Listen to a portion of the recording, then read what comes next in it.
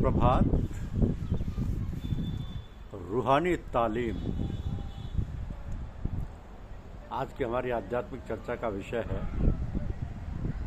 रूहानी तालीम।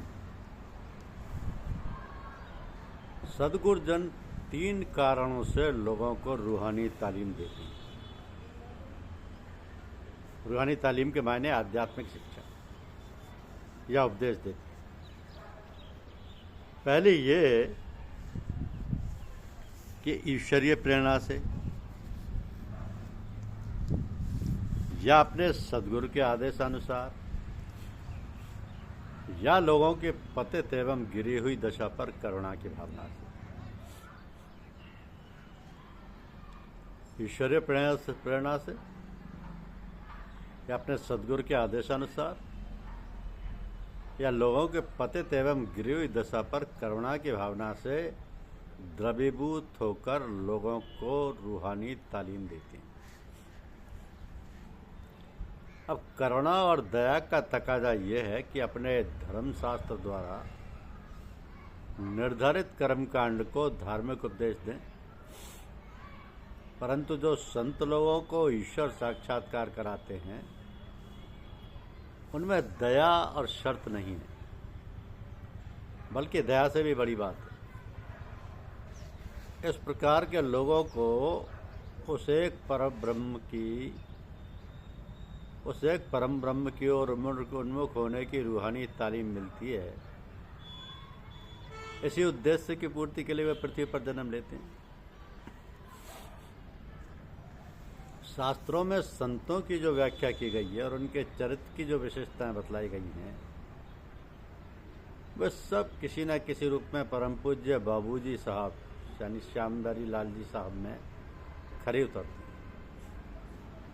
उनमें सहनशीलता, धैर्य, सत्यनिष्ठा, अविचलता, कर्तव्यनिष्ठा, धर्मपरायणता, सादगी, सेवा भावना, ईश्वर में पूर्ण समर्पण, गुरु में लयता, सरलता, मर्यादा निभाना, त्याग, भक्ति, समत्व भाव एवं संयम आदि गुण उच्च कोटि के थे। परम पूज्य बाबूजी एक निर्मल सरिता के समान थे, जो सबकी गंदगी दूर करके उनका विस्पान करके भी मलिनपन नहीं होती। वे कहते भी थे कि मैं तो आप लोगों का धोबी और मेहतर हूँ। अपने को एक तुच्छ सेवक समझने वाले महापुरुष बिरले ही देखने को मिलेंगे।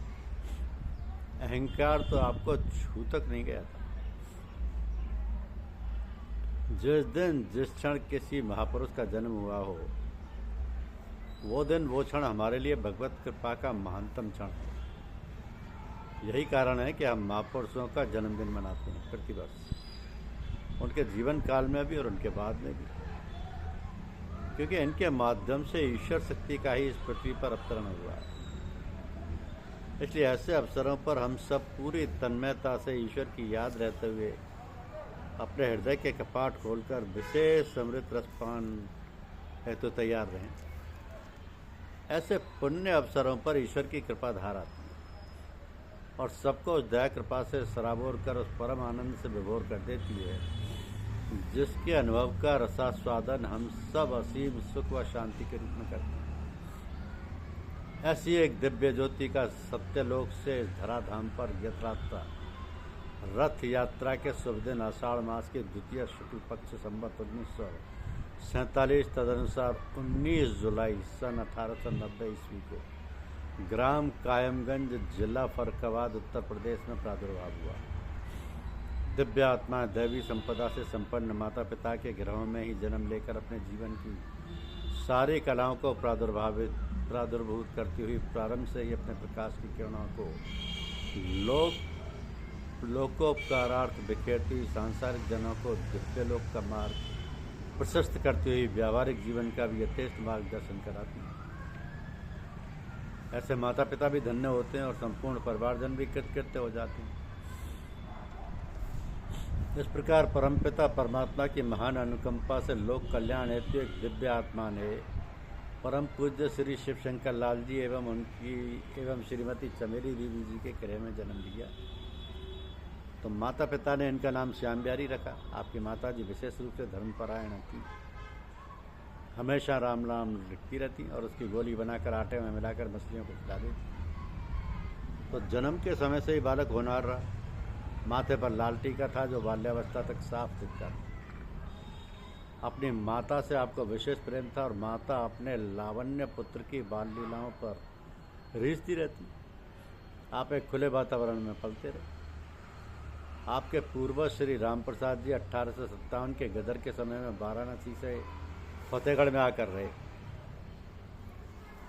तो परम पूज्य बाबूजी के पितामह श्री रूप नारायण श्रीवास्तव के 2 पुत्र हुए, जिनमें बड़े श्री शिवशंकर लाल जी एवं छोटे श्री शंभुदयाल जी हुए। श्री शंभुदयाल जी आजीवन अविवाहित रहे।